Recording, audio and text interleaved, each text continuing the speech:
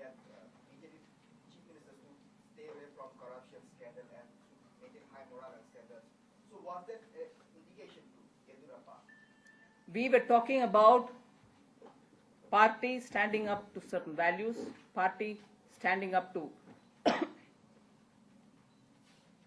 clean, open governance, transparent administration, and therefore it was a call in general to everybody in the party. It wasn't aimed at anyone in specific. But it seems like many within the party don't stand along with Yediyurappa. They're not together with Yediyurappa, they want him down. That's an information you're giving me. We are all together in the decisions that we've taken.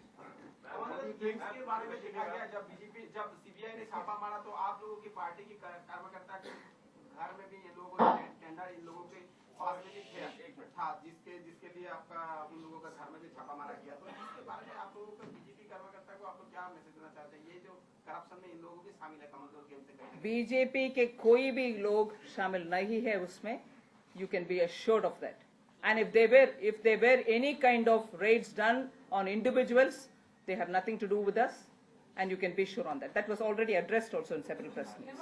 Ma'am ये क्या JPC की जो मांग है आपकी 2G spectrum को लेकर वो आने वाले बजट सेशन में भी जारी रहेगी क्या? JPC के मांग was on the corruption, whether it relates to 2G, whether it relates to Commonwealth Games or others, and we are still very firm on it. Yes, we will be demanding a JPC. There is no change in our position. Budget session के दौरान will you stop the parliament? We are still firm on that we want a JPC. That is it. No, it's a related question. From what your resolution says, it quite clearly means that you have no plans to work in the budget session also. We have not said that we don't have any plans to work in the budget session. We have said very clearly we want a JPC. Senior Congress leader Nirmala Singh has said that the 1975 emergency should be forgotten as Prime Minister Indira Gandhi has also asked for an apology for that. So what is your reaction? Digvijay Singh says a lot of things. This country's memory, especially a country which has a very strong belief in democratic values, can never forget the atrocity committed during emergency. And let us not have a wish list which can never be executed. Ma'am, this Swami Asimanand's confessions, in the Congress, every time you talk about corruption, you talk about saffron terror. So was that discussed in the executive or will that be discussed now? No, there is no discussion on that at all. Ma'am, but is it surprising that, every time you talk about corruption, the Congress says you're... That isn't surprising at all. Congress's tactics is that when they have not delivered and when they've been found caught in corruption, they'll use all methods to divert the attention of the public, but we will not allow that to be done. Are you trying to say that Asimanand and all these people are innocent actually and they are being framed? We are not talking... Asimanand and Lokesh Chandra, Devendra Gupta and Raja Singh, Indresh, are they being framed? Is that your position? We are saying very clearly that terrorism has no religion. We are saying very clearly whoever is involved in terror are anti-national. Action should be taken as per law against anyone found involved in such activities. That's it. The party president yesterday had said...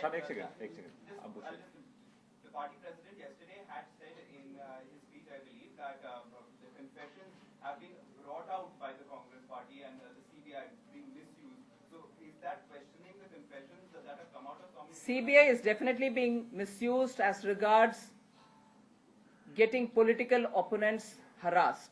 CBI is certainly being misused as regards selective leaks of information. We very clearly are saying that, we'll repeat that. Ma'am, whenever Congress replies to your charges of corruption, they have one person to hit on, that is your Karnataka Chief Minister. They always come back, why is BJP not taking action against him? Why is it that he is bigger than the party's image today, that a party which talks of corruption, even for the sake of silencing the rivals, is not taking any action against Karnataka CM? We've already said several things on this, that there is a judicial inquiry going on. The party is also looking into it. We will take a call when it comes to it. No, but inquiry, if he steps down, don't you think when a person is in power, he can manipulate. If he steps down, it gives you an upper edge. But what is it that keeps you from taking any such measure? We'll tell you when we have anything to say on that. As of now, I've told you an answer to your question. Normally when a judicial inquiry is on against anybody, especially when people are holding very high office, they should not remain in that office because they can structure the inquiry by changing the evidence or making it disappear. Files can disappear, and here it is a chief minister. It's a very strange thing. I think it's the first time in the history of this country that a judicial inquiry is on against the chief minister's dance scams, and the chief minister remains in office while he's sitting there. Even Anture had to resign when a judicial inquiry was on. This is a new kind of precedent set by the BJP that chief ministers can sit in office while a judicial inquiry is on. Is it a new precedent for everyone to follow? What Mr. Yediyurappa's office has given you as input earlier, and the state government's continuous response to the media on it, are all self-explanatory. I don't need to take away today my national executive's agenda to an issue which is not the issue here. Very clearly, today's issue is how we are tackling the UPA's attempts at covering up the various scandals and scams this country unfortunately had to live with in 2010. Ma'am, the issue is corruption. You are discussing on corruption. And Karnataka... Minister's office has said is that whatever was done to alter the land use had been done by earlier chief ministers also. So that I do not think is any explanation for a wrong. There are several no explanations which any one of us will buy, but then the fact remains that the state government has given you enough inputs. We shall wait to hear from them. And here today we are very clearly talking about the proceedings and the resolution of the National Executive. So what are the highlights of your political resolution? Very clearly, that's my brief. Entire brief is that it is a year of corruption, 2010. 2011 will be a year of cover-ups.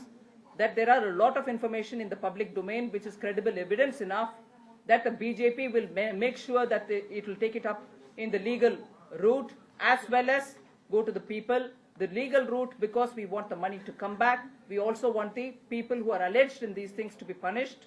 So we are taking up the operational sides. I have explained it to you that we will adopt every legal recourse that is available for this country to make sure these people are punished. Can you tell us who moved the resolution, who intervened, who spoke, and... Yes, the leader of opposition Lok Sabha, Srimati Sushma Swaraj, moved the resolution. And subsequent to that, the leader of the opposition, Rajya Sabha, Shri Arun Jaitley, seconded it, and it was left for this discussion. Who intervened? Did Narendra Modi say something? Did No. Yediyurappa say? No, they did not intervene. And in the whole debate between being aggressive towards the Gandhis or being nice to them, has that been settled? There has never been a debate on those sort of lines. I've very clearly explained as to how far the corruption has gone with the revelation that the kickbacks were indeed given to Quattrochi. Where has it reached? And indeed the permissions being given as claimed by Raja and others as to where the clearances have been obtained. So there is no division. There is nothing that you need to read more about it where there isn't one existing. And nobody has spoke. No interventions in the political resolution. Sumit.